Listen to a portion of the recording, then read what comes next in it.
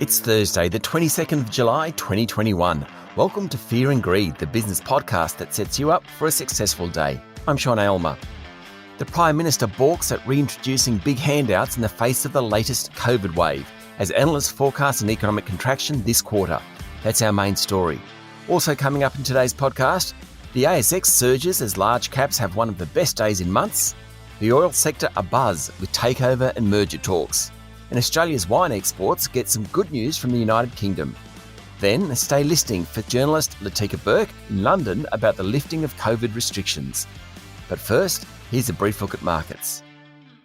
It was a good night on Wall Street with a run of strong earnings data from large companies being released. In early afternoon trading, the S&P 500 and Nasdaq were both up 0.6%, and the Dow Jones Industrial Average was 0.7% higher. European markets had a very strong session as well, on the back of greater confidence about the economic recovery. Both London's FTSE and the Stoxx Europe 600 closed 1.6% higher.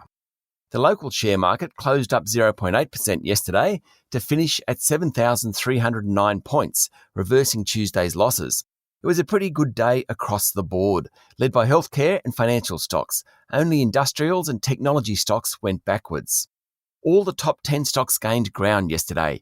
Wesfarmers was up more than 2%, while BHP, CSL, National Australia Bank, ANZ, Macquarie, Woolworths and Rio Tinto all jumped more than 1%. Oil prices were higher overnight, reversing the slide earlier in the week. Brent crude jumped more than 4% to be trading above $72 a barrel. Gold prices were lower. The Aussie dollar is trading at 73.5 US cents, while cryptocurrency Bitcoin had a better night, up 6% to be trading above $31,000 a unit. And finally, coffee futures have hit a new 6.5-year high. Brazil is facing one of its worst droughts in almost a century, and its total harvest is likely to fall. Also, port delays in Colombia and Vietnam, two other major suppliers, are hurting exports. At the same time, demand around the world is surging as economies reopen and people start visiting cafes again. The Prime Minister, Scott Morrison, has rejected JobKeeper as an option to help flailing economies as lockdowns start to bite and economists forecast negative growth during the September quarter. Mr Morrison said the JobKeeper scheme took 4 to 6 weeks to get going last year and it didn't suit the needs of 2021. The PM has had a relatively low profile over the past fortnight as lockdowns have been instituted or extended across 3 states. But yesterday he conceded the vaccine rollout was slower than he would have liked. But he defended the government's management of the latest wave of coronavirus and called on Australians not eligible for the Pfizer vaccine to talk to their doctor about the AstraZeneca jab. Mr Morrison conceded that the economic impact of the new lockdowns would be significant, but he expected a turnaround in the December quarter, saying he'd spoken to the Reserve Bank and they'd agreed with his view. Retail sales released yesterday showed just how quickly the economy can turn. Sales fell almost 2% during June as lockdowns and restrictions across the country forced stores to shut shop. The figure is likely to be even worse this month, given the scale of lockdowns. Total retail trade was down $600 million to $31 billion for the month.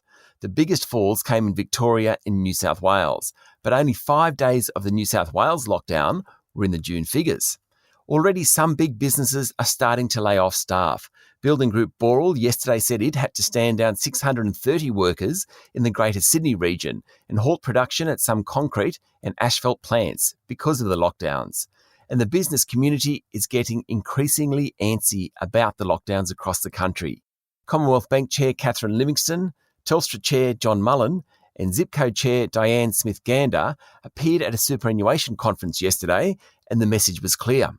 Lockdowns were damaging to their businesses. Local and international borders need to reopen and eventually we'd all have to get used to living with COVID. The anecdotes and data add to the gloomy predictions for economic growth this quarter. AMP Capital Chief Economist Shane Oliver now believes the economy will contract during the September 3 months. He expects the total cost of lockdowns to hit $12 billion, which will trigger a 0.7% contraction in the national economy. It will be worse if the New South Wales economy stays locked down beyond the middle of next month. Until about 2 weeks ago, we were lauding the local economy for its V-shaped recovery. We can't say that anymore. We just have to hope it's not a W. That's boom, boom, and bust again. In a moment, the rest of the news you need to know this morning.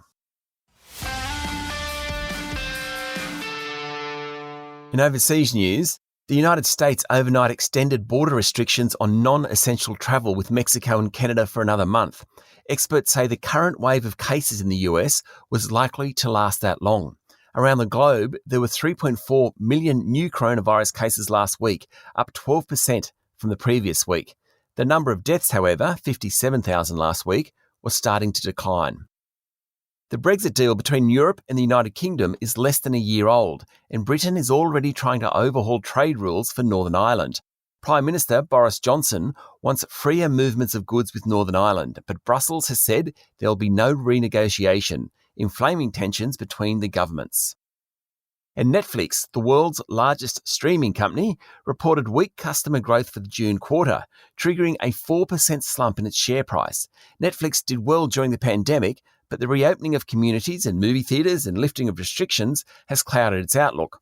Other companies to report over the past 24 hours on Wall Street included Telco Verizon, United Airlines and Coca-Cola. All did better than expected. Locally, the number of COVID cases across the country rose again yesterday. New South Wales recorded 110 new cases and 43 of them were in the community while infectious. More than half the new cases were unlinked. The infectious rate is the highest so far, and that's the figure the New South Wales government wants to reduce through hard lockdowns. The spread of the virus has shifted from southwest to Western Sydney. The good news was that the high number came from a record 84,000 tests. Premier Gladys Berejiklian said she was unlikely to consider lifting restrictions until next week. The Victorian government committed $282 million to support 90,000 businesses hit by the extension of the state's lockdown. It came after Victoria reported 22 new cases, 6 of which were in the community while infectious. And in South Australia, up to 50,000 small to medium-sized businesses are set to be paid $3,000 each by the state government under a $100 million support package. One new case was recorded in the state yesterday.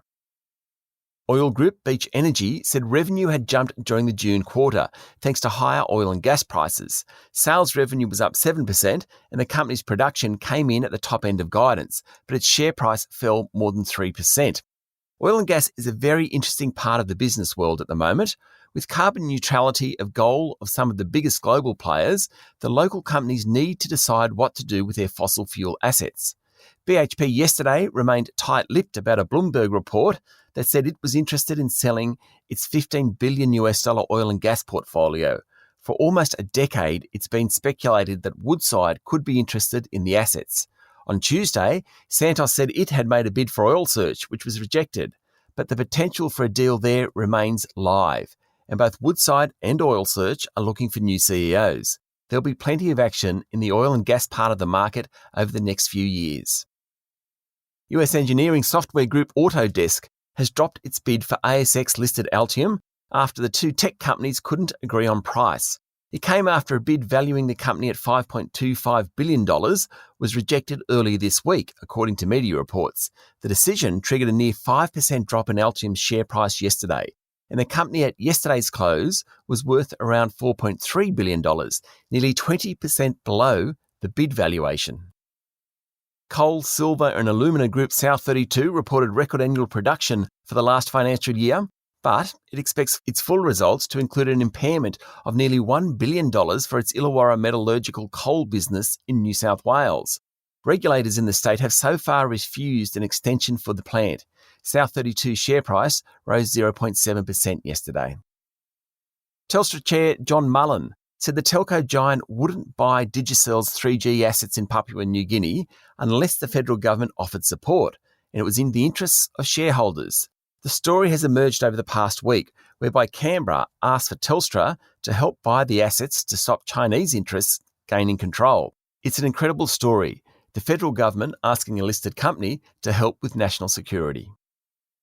Australian wine sales to China fell to just $13 million in the first 6 months of this year, down from almost $500 million 12 months earlier. The Wine Australia figures show the impact of the tariffs placed on the local drop by Beijing late last year. For the full year, wine exports were down 10% to $2.56 billion, with higher sales to the United Kingdom offsetting some of the damage from China. Engineering services group CIMIC, which was formerly Leighton's Holdings, yesterday reported strong group revenue growth in the first 6 months of 2021, though net profit was lower. CIMIC earned nearly $10 billion of new work during the half year and declared an interim dividend of 42 cents a share, compared to no dividend last year. Its share price rose 4.5% yesterday. Struggling department store Myer has handed over its share register to major shareholder and most vocal critic Solomon Lew's Premier Investments. That's pretty much the starting gun for increased agitation about the board. Premier owns 15.8% of Myer, and Mr. Lew has called for the resignation of 3 directors. Kogan.com, one of the big winners from the pandemic, said sales had picked up in June versus April and May, but the company was still discounting after ordering too much stock. Pre-tax earnings for the full 2021 fiscal year were up 23% on a 56% jump in revenue. Chief Executive, the ever-colourful Ruslan Kogan, said the company had served 3 million Australians during the year. Its share price closed 1.5% lower yesterday. Africa-focused gold miner Perseus Mining reported a jump in gold production for the first 6 months of the year. It's been among the better-performing gold miners over the past year, not that that's a very high benchmark, and yesterday Perseus's share price rose 0.3%. ServiceStream has bought Lend-Lease Services, a national service provider in the utilities, transportation and telecommunications sector, for $295 million. The group, which was in a trading halt yesterday, will raise $185 million in capital to buy the business. And bring on the Olympics. In 2032, Brisbane has officially won the right to host the Summer Olympic and Paralympic Games. The vote in Tokyo last night was uncontested, and Brizzy will do a cracking job, no doubt. If well managed, it will trigger huge amounts of infrastructure spending that will have long-term benefits and boost the region's tourism credentials globally. Up next is our daily interview, and today's chat is well worth a listen. I'm joined from London by Sydney Morning Herald and The Age journalist Latika Burke for a look about what life is like in the UK now that most COVID restrictions have been lifted. It's been dubbed Freedom Day by the press, but with case numbers rapidly rising and businesses grappling with temporary shutdowns and staff in isolation, the UK certainly isn't out of the woods yet. Stick around, that interview is up next in the Fear and Greed playlist on your podcast platform or at fearandgreed.com.au. It's Thursday, the 22nd of July, 2021. I'm Sean Aylmer, and that was Fear and Greed. Enjoy your day.